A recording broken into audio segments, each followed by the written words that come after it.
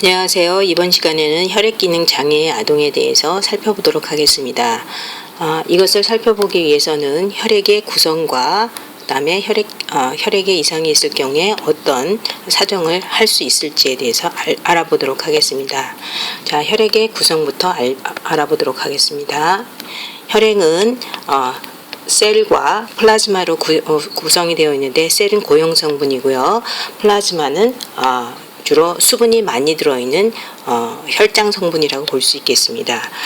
셀은 전체 혈액의 45%를 차지하고 있고요. 그 다음에 플라즈마에 해당하는 것은 55%를 차지하고 있습니다. 자, 이와 같은 혈액은 어디서 만들어질까요? 네, 맞습니다. 출생 후에는 적골수에서 만들어지고 태아에서는 간에서 만들어지고 있습니다. 자, 그러면 혈구 성분부터 살펴보도록 하겠습니다. 혈구 성분에는 RBC와 WBC와 플레이틀릿으로 구성되어 있는데요.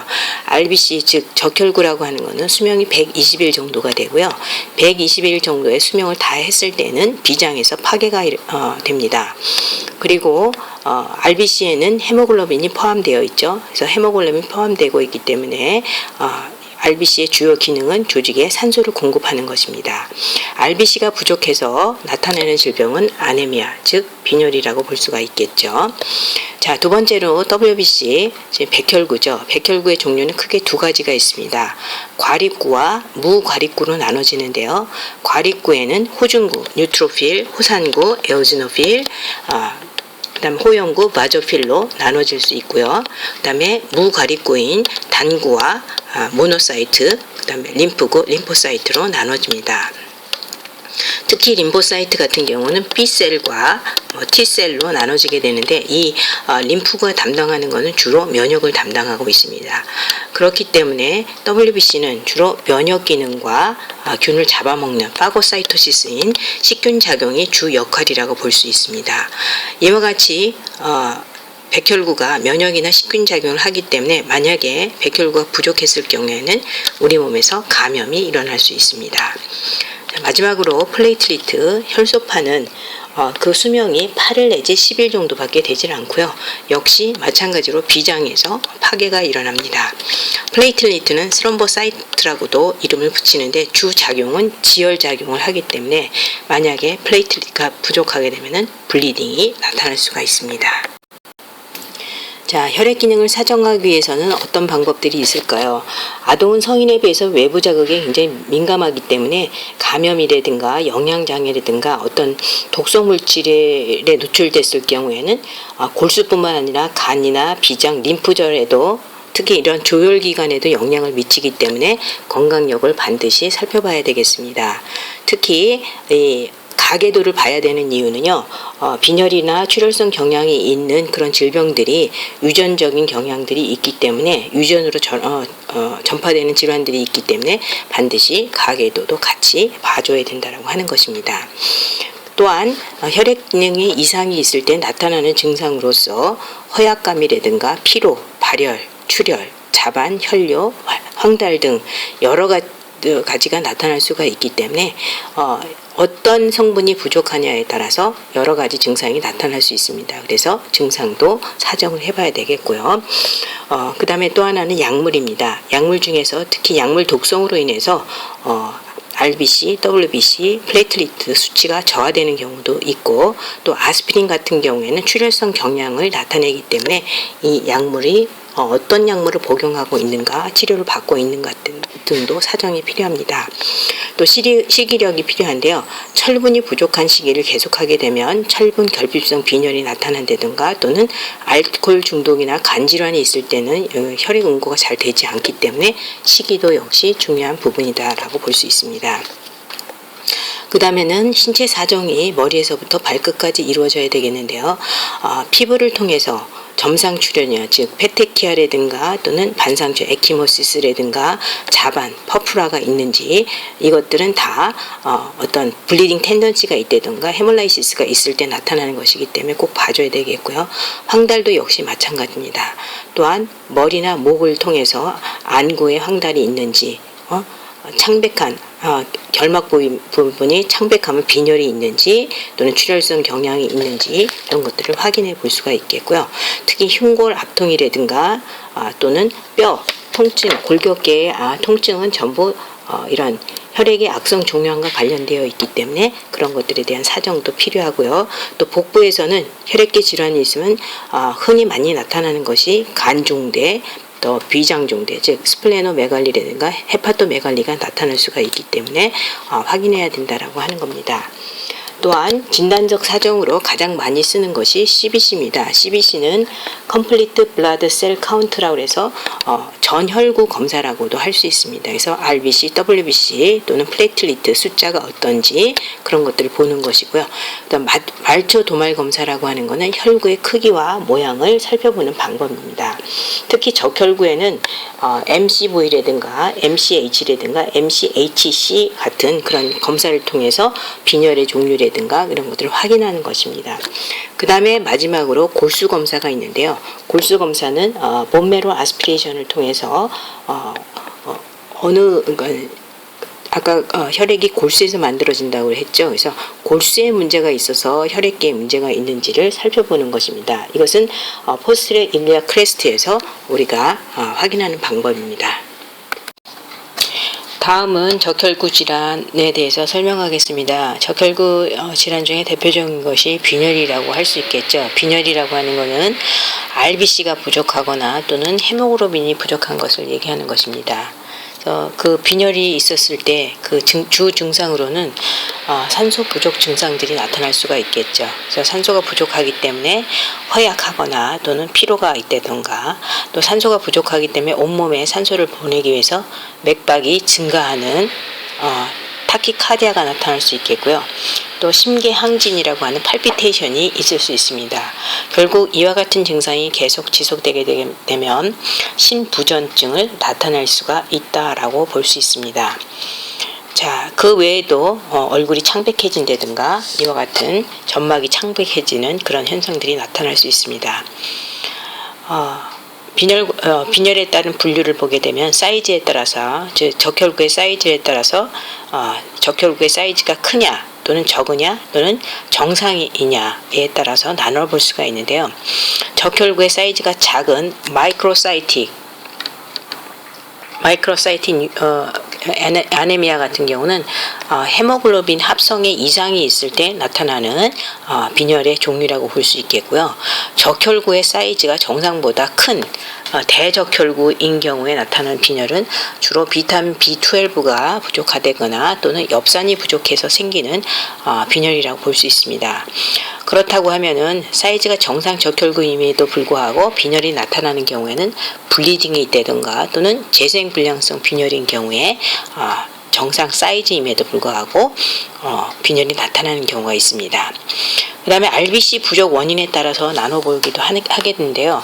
적혈구 생산이 저하돼서 나타나는 빈혈, 즉 영양이 결핍됐다든가 물론 철분, 엽산, 비타민 B12라든가 그런 영양이 결핍되거나 또는 골수 기능 장애가 있는 경우에 역시 RBC를 잘 생산해내지 못하기 때문에 RBC 부족이 나타날 수 있겠죠. 두 번째로는 적혈구 파괴가 증가돼서 나타나는 빈혈입니다. 이것은 적혈구 형태가 이상해서 다음에 얘기할 식셀 아네미아 같은 것들이 적혈구 형태가 이상하기 때문에 용혈이 잘 일어나 생기는 빈혈이거든요. 또한 면역질환 및 독성이 있을 경우에도 적혈구 파괴가 증가합니다. 그래서 빈혈이 생길 수가 있겠고요. 그 다음에 적혈구 손실이 증가해서 생기는 그런 빈혈들, 즉 블리딩 같은 것들이 있을 수 있겠죠. 그래서 혈우병이 대표적인 그런 RBC 부족을 가져오는 그런 빈혈을 초래하는 질병이라고 볼 수 있습니다. 다음은 철분 결핍성 빈혈, 아이언 데피션시 아네미아에 대해서 설명하겠습니다. 발생 빈도와 원인을 보게 되면 음식물을 통한 철분 공급이 부족했을 경우 또는 철분 흡수가 부족했을 경우에 발생할 수가 있겠고요. 나이별로 조금 차이가 있을 수 있는데요.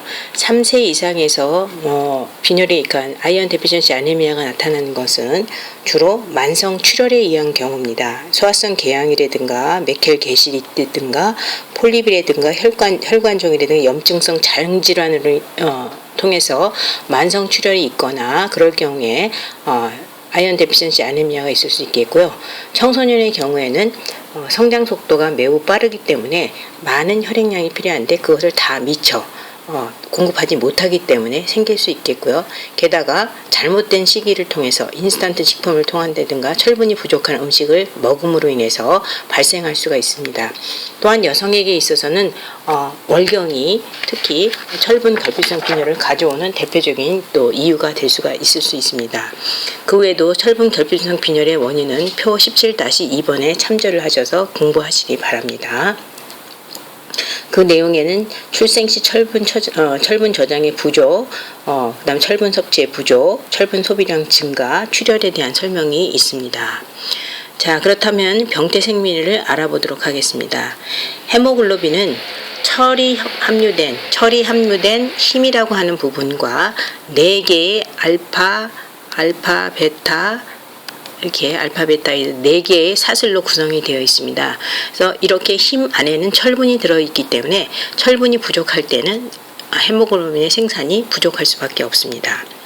자, 그렇다면 철의 저장은 어떻게 이루어질까요? 자, RBC가 깨지면서 헤모글로빈이 분리가 되죠. 헤모글로빈 안에는 뭐가 들어있었다 그랬죠? 아까 철분이 들어있다라고 얘기했었죠. 그래서 그것이 저장철로 체내에 존재하고 있다가 나중에 다시 헤모글로빈이 합성 시에 다시 사용하게 됩니다. 그 다음에 섭취한 철분은 소장에서 흡수가 일어나는데요. 장의 상피세포의 페리틴 또는 헤모시데린이라고 하는 형태로 간에 주로 저장이 되고요. 근육 내에서는 마이오글로불린 형태로 저장이 됩니다. 혈액 속안에 있는 철은 철 운반 분자인 트랜스페린에 의해 트랜스페린에 부착해서 골수의 적혈골로 전달이 됩니다. 그렇기 때문에 철분 결핍성 빈혈이 있는지 확인하는 피 검사 중에 트랜스페린 검사를 한다든가 또는 페리틴 검사를 하는 것이 그 이유이기도 합니다.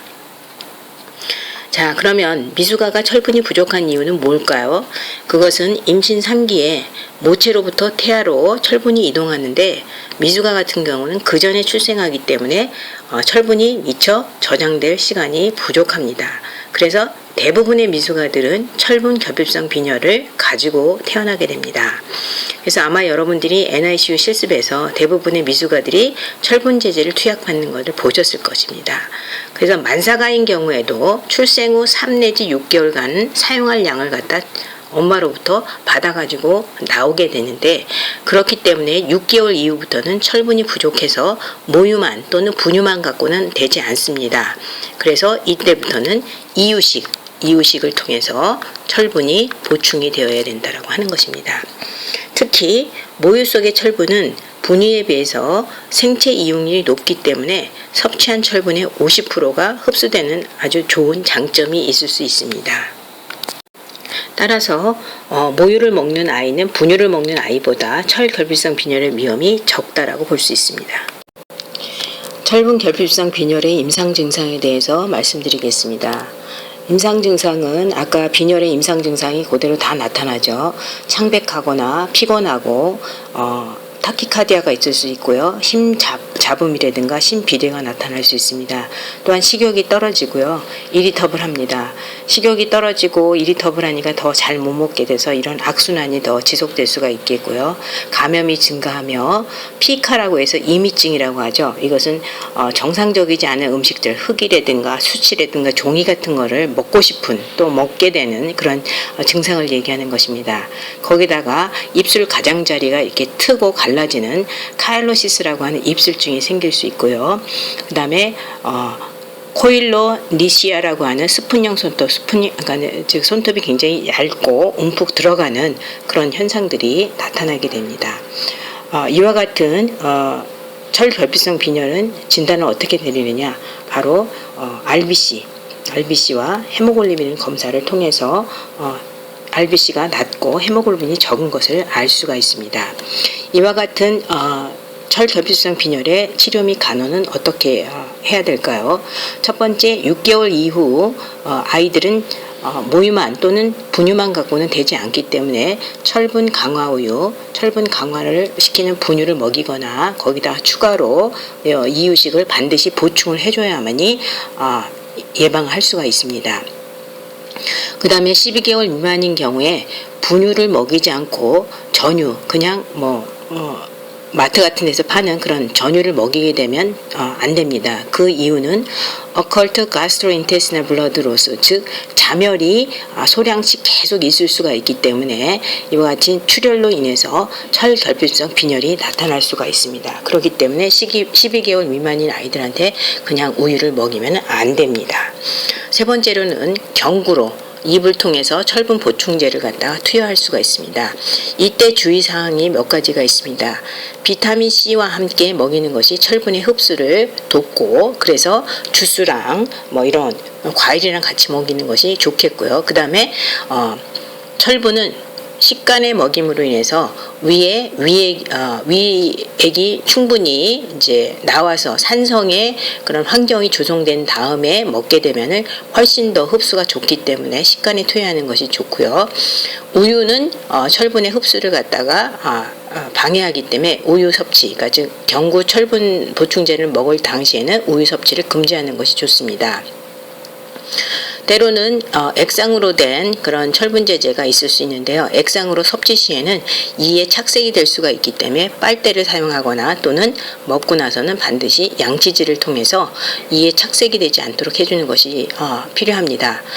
이와 같이 경구 철분 보충제를 먹었을 때 부작용이 있을 수 있습니다. 대부분은 검은 녹색변이 나오기 때문에 놀라지 않도록 미리 설명을 해야 되겠고요. 변비나 복통 등이 있을 수 있다는 것을 설명하는 것이 필요합니다. 그리고 이것은 헤모글로빈이 정상이 되어도 약 2 내지 3개월간은 지속해야 된다는 것을 교육할 필요가 있습니다. 이렇게 경구뿐만 아니라 비경구적인 방법을 통해서도 우리가 철분 제제를 투여할 수가 있는데요. 비경구 방법으로는 주사하는 방법이 있습니다. G-트랙 방법으로 주사를 하고, 이것은 큰 근육에 라지 머슬에다가 주사를 하는 것뿐만 아니라 깊게 주사를 하고 한 군데만 하는 것이 아니라 여러 부위에 해야 되겠고, 그 다음에 주사량이 1cc 이상 들어가는 것은 금지해야 됩니다. 그리고 주사 후에는 문지르지 않아야 한다는 거 꼭 명심하시기 바랍니다. 그 다음에 이것 외에도 더 이제 심각한 경우에는 수혈을 할 수가 있겠죠. 트랜스퓨전 수혈을 할 수가 있는데, 이때는 홀블라드를 하는 경우도 있겠고요. 홀블라드에는 RBC뿐만 아니라 다른 내용들도 있기 때문에 아기 같은 경우에는 홀블라드를 통해서 RBC 수혈이 효과적이지 않을 수가 있습니다. 그래서 그런 경우는 RBC만 모아서 해주는 팩트 RBC를 통해서 수혈을 해줄 수가 있습니다.